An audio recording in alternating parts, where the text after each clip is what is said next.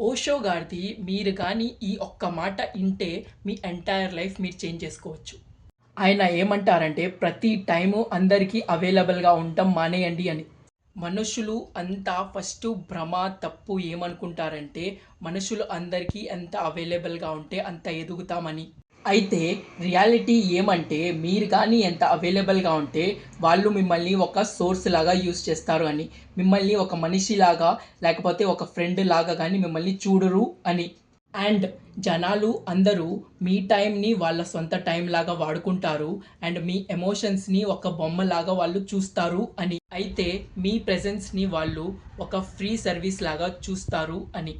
అలాగా మిమ్మల్ని మీరే వదిలేసుకుంటారు అని చెప్పారు.